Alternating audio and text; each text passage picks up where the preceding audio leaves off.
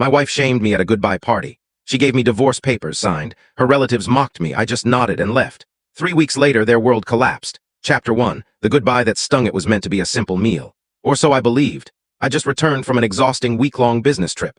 My manager had been hounding me for a revised financial projection, and I'd spent sleepless nights crunching data, barely eating. I was drained, but the thought of returning to my wife, Sarah, kept me going. Instead, I stepped into a festively adorned living room packed with her friends, her family, colleagues, and even a couple of my old buddies I hadn't seen in ages. A huge banner hung over the mantel, Bon Voyage and Best Wishes. I stopped dead in my tracks. Sarah greeted me with a peck on the cheek and chirped, "Come on in, sweetheart. We're toasting to fresh starts." The room erupted in applause.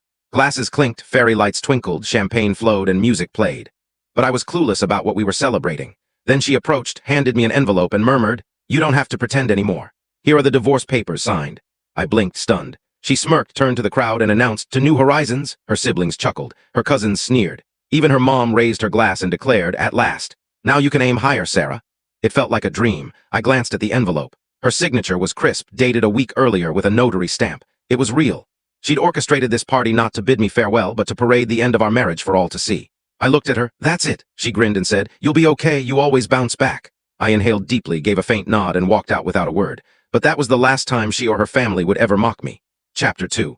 The quiet before the chaos. The night air was chilly, but it felt better than the poison in that room. As I left our house, my house, I didn't cry, I didn't shout, I didn't plead, I just breathed. It was done, or so they thought. Sarah's plan was meticulously staged. The party, the timing of the papers, the guest list, it was no last-minute whim. She'd been plotting for months, and her family's smug grins showed they were all in on it. But they didn't know I wasn't the man they thought they knew. 6 months prior, everything shifted.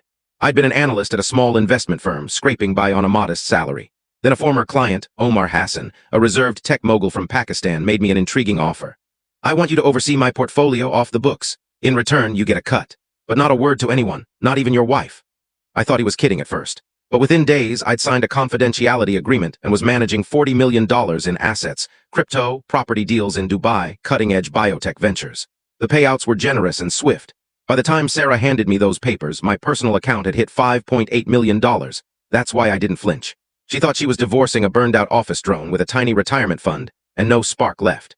But I'd quietly moved our joint assets, funneled key investments into an LLC I'd created months earlier, and removed my name from our property deeds where legally possible. I wasn't bitter, I was strategic.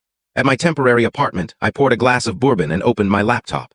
I accessed a secure folder I'd set up weeks earlier labeled Emergency Exit Plan. Inside were screenshots of text. "This is shot video. To watch the full story, click on the link below."